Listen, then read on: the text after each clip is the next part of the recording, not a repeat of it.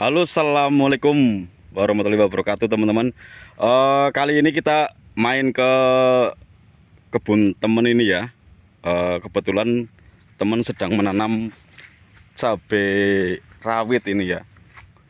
Ini kelihatan bagus ya. Kemungkinan ini udah panen berkali-kali ini ya. Kita mau tanya-tanya seputar perawatannya seperti apa ya di cuaca hujan, tapi tanaman cabenya ini masih terkendali, masih bisa tumbuh maksimal dan bagus ya. Ini untuk buahnya ini lebat banget ini teman-teman. Untuk patek nggak kelihatan menyerang ya, padahal ini cuaca hujannya ini lebat banget. Ada beberapa, ini cuman satu ini juga pateknya patek kering ya, kemungkinan nggak begitu menular ya. Kita tanya ke pemiliknya, kebetulan pemiliknya ini ada di sini ini, pakai seragam ini pemiliknya. Kemungkinan ini perangkat desa atau PNS atau apa ini. Kita kenalan dulu ini.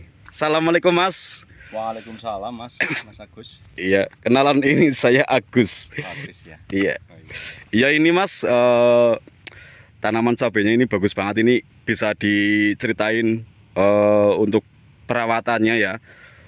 Bagaimana perawatannya jenengan kok bisa merawat cabai di musim penghujan yang lebat ini, tapi tanamannya masih tumbuh sehat, juga kelihatannya produksinya ini maksimal ini Mas. Coba ceritakan penanaman dari awal ini gimana ini Mas, bisa mencapai hasil yang seperti ini Mas. Ya, terima kasih ya mau berkunjung di kebun saya. Yang jelas tanaman ini sebenarnya tadinya itu tumpang sari dengan terong di bawah pohon terong. Dan kalau di bawah pohon terong itu otomatis di awal itu pasti akan tidak bagus. Terserang kutu-kutuan dan lain sebagainya lah. Itu di awal. Di awal. Karena ada tumpang sari terong itu. Ya, tidak rekomendasi lah, jangan. Tidak rekomendasi. Terong. Nah, tapi setelah terong saya bumi hanguskan ya, Di bumi. semuanya, terus alhamdulillah yang tadinya keriting itu terus mulai mekar daunnya, dan juga ini sudah mulai berbuah. Ini sudah saya petik kayaknya sudah ada 15 kali lah. 15 kali petik. Dan lumayan ekstrim cuacanya, jadi agak kerepotan sebenarnya. Tapi alhamdulillah dari tingkat layu ya tetap ada, cuma tidak signifikan, tidak yang serangannya langsung layu semua. Terus kemudian ada patek juga bisa dikendalikan lah. Kalau saya biasanya kalau mungkin kayak pemupukan dan sebagainya itu standar saya sih. Cuma saya biasa tetap dikombinasikan dengan penggunaan pupuk organik lah. Berarti apa aja untuk pemupukannya Mas? Ya kalau pemupukan tetap seperti biasa, NPK tentunya kan. Pupuk makro mikronya masuk lah. Kita lihat dari tanamannya saja apa yang dibutuhkan seperti itu. Kalau saya biasanya tetap, saya kan kocor. Saya pengocorannya itu saya rendam dengan jakaba. Jakaba itu organik ya, buatan sendiri tuh Mas? Ya organik itu air leri kan. Oh, air leri ya. Yang saya diamkan, terus jamur. Dan saya buat ngerendam pupuk ya, akan saya pupuk yang saya gunakan. Untuk pupuk kimia sendiri itu pakai apa Mas? NPK. NPK mereknya apa? Mereknya Mutiara atau apa? Mutiara. Untuk takaran berapa Mas? Kalau saya takaran itu nggak pasti ya. Bombongnya saja. Itu untuk standar lah. Untuk 200 liter itu. Kira-kira aja liter. Sekitar berapa Biasanya kilo? Kalau saya penggunaan NPK-nya itu 3 kilo. 3 kilo NPK. Mutiara itu atau apa? Mutiara. Terus untuk jakabanya itu berapa? Jakaba saya bebas. Sepunyanya saya. Sepunya. Iya. Oh. Itu kan saya sudah praktek itu berkali-kali, jadi lebih irit kalau menurut saya. Kalau misalnya itu Jadi hasil setelah kita pupuk kalau kita rendam dengan cakabai itu reaksinya itu lebih cepat. Itu yang saya alami seperti itu. Reaksi untuk pertumbuhannya atau gimana Mas? Ya, reaksi pertumbuhannya. Jadi misalnya mohon maaf teman-teman, tadi HP mati ya karena terlalu panas ya, karena kita terpapar sinar matahari langsung ya. Jadi kita lanjutkan di sini teman-teman, biar bisa ngiup juga, terus HP juga terlindungi dari pantulan sinar matahari ya. Kita teruskan di sini ya teman-teman. Tadi gimana Mas kelanjutannya Mas setelah pakai cakabai itu Mas, bisa diceritakan ya. kembali? Ya ini sih apa ya, kalau penggunaan cakabai itu kan orang juga kadang ada sugesti, tapi kalau saya tuh sudah praktek berkali-kali lah. Tetap di rumah saya terus bikin cakabai. Saya aplikasikan, yang penting itu ada di rumah, pasti saya aplikasikan. Saya untuk merendam pupuk yang akan saya gunakan. Jadi karena metode saya kan pengocoran, setiap pengocoran pasti ada jakabanya. Dan saya nggak pernah mengukur ini untuk sekian kilo berapa jakabanya, itu saya nggak pernah mengukur. Mungkin konten ke depan nih, kita minta resep bikin jakabai itu seperti apa ya Mas ya. Kita lanjut ke masalah tanaman cabai jenengan ini ya. Tadi untuk jakaba untuk per 200 liter itu kira-kira aja itu berapa liter Mas? Kira-kira aja. 1 galon, 2 galon kira-kira 100 apa? 40 liter lah. 40 liter. Kurang lebih ya, kurang dari 40 liter lah. Kurang dari ya mungkin 35 liter kemungkinan lah ya. Terus untuk NPK-nya 3 kilo. 3 kilo ya, kira-kira seperti itu. Terus untuk rutinitas berapa minggu atau? Kalau saya itu acuannya tetap dari pengamatan sih. Oh, dari pengamatan. Iya. Ketika tanaman butuh makanan, kita baru kocor ya gitu. Oh, Iya. sip bagus. Feeling saya seperti itu lah, maksudnya. Saya juga kan tadi belajaran ya, semampu saya lah. Enggak apa-apa, kita sama-sama belajar juga ya. Kita juga lagi menuntut ilmu juga ya. Iya. Tapi ini kan termasuk hasilnya bagus ya. Udah kelihatan itu tanamannya sehat, terus buahnya juga lebat banget ya. Iya. Terus untuk pengendalian hama gimana Mas? Karena tadi kan jenengan kan ngomong tanaman cabenya itu tadinya itu tumpang sari, terus banyak banget hama yang menyerang. Mungkin bisa diceritain untuk rutinitas pengendalian hama tersebut. Iya. Kalau misalnya untuk pengendalian hama, saya juga berdasarkan dari pengamatan. Kalau misalnya memang terjadi serangan itu misalnya kutu ya, kita usahakan misalnya tiga hari lah. 3 hari Iya. harus di ini ya, Nanti kita amati lagi. Mm-mm. Kalau memang sudah sembuh ataupun hama ataupun penyakitnya sudah hilang, itu berarti sudah. Tapi yang terbaik itu adalah pencegahan. Kalau menurut saya. pencegahan. Kalau di musim penghujan seperti ini kan gampang kayak layu, ya layu bakteri ataupun fusarium juga, terus antraknosa atau patek gitu kan juga gampang menyerang. Nah, untuk itu kalau saya penggunaan fungisidanya itu yang penting berselang bahan aktifnya. Oh, maksudnya selang-seling. Ketika Selang-seling. udah pakai bahan aktif, contoh klorotalonil, Iya. terus ke depan kita pengendalian jamur kita ganti lagi, contoh pakai bahan aktif mankoseb seperti itu ya. Ya, seperti itu.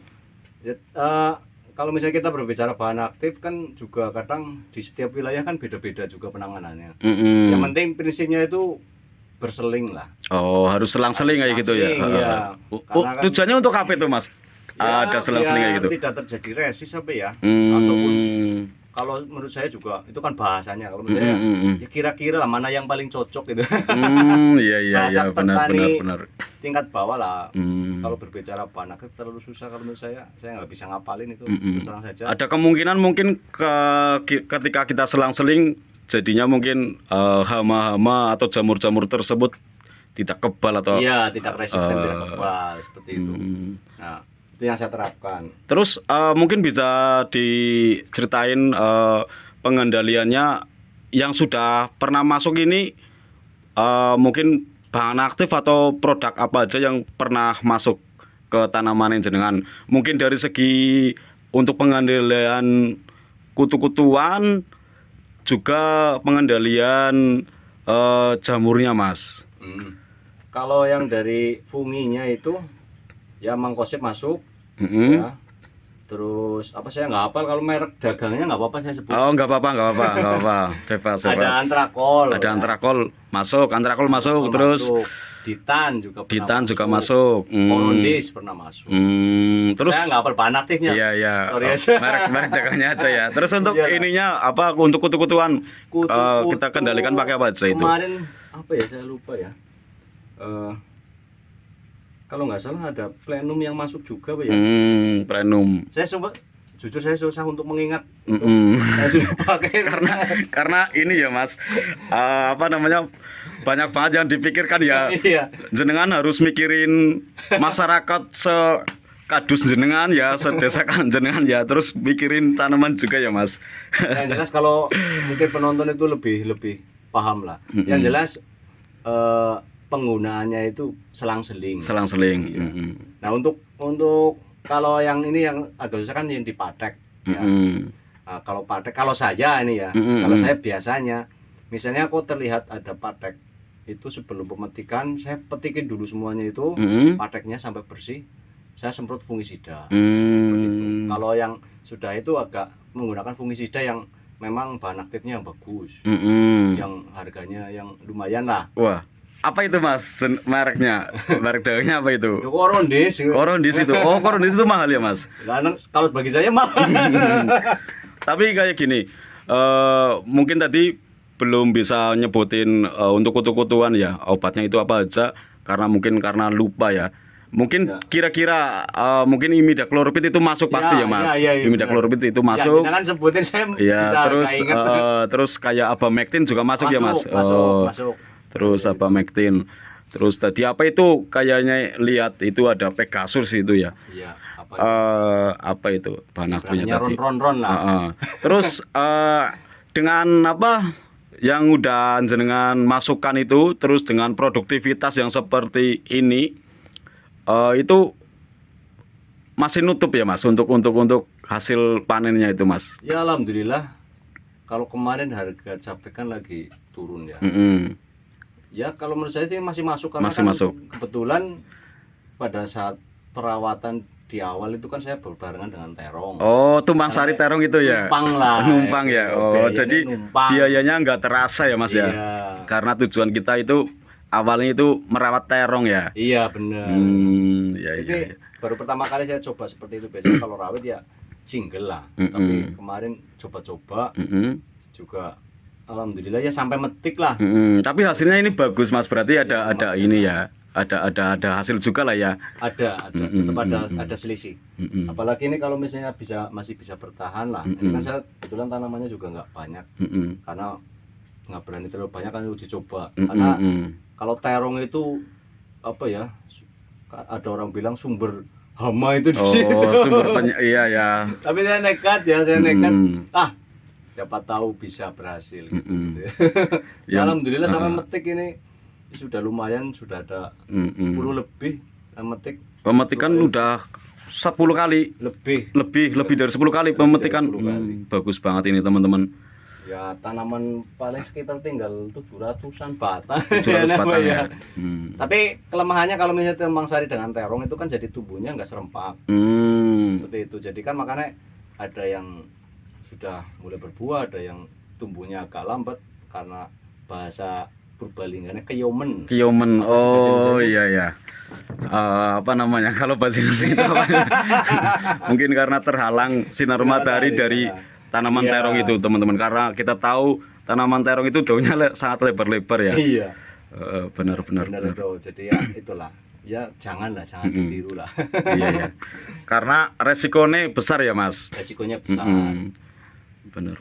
Ya walaupun pohon rawit, kalau saya pohon rawit itu di awal yang penting hidup.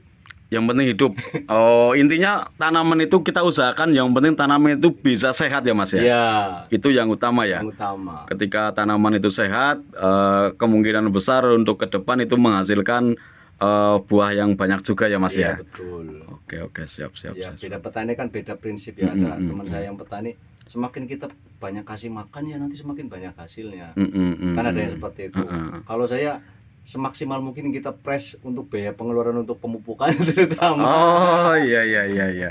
Nanti bagaimana caranya biar lebih efisien kalau saya Betul. pemberian pakan ya sesuai dengan kebutuhan lah. Sesuai, iya benar. Jangan berlebih ya Mas ya. Berlebihan aman-aman lah. Oke, Karena siap. ada batas maksimalnya tanaman itu bisa berapa yang dimakan. Iya.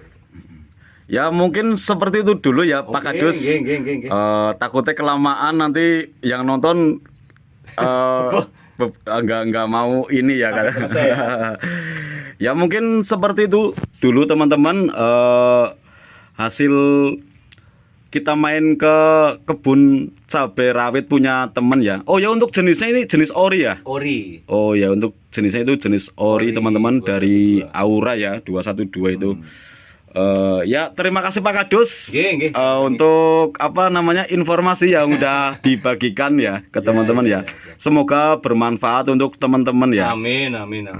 Oke. Ya udah, terima kasih Pak Kadus. Assalamualaikum warahmatullahi wabarakatuh. Sekian dulu teman-teman. Terima kasih. Selamat siang. Assalamualaikum warahmatullahi wabarakatuh.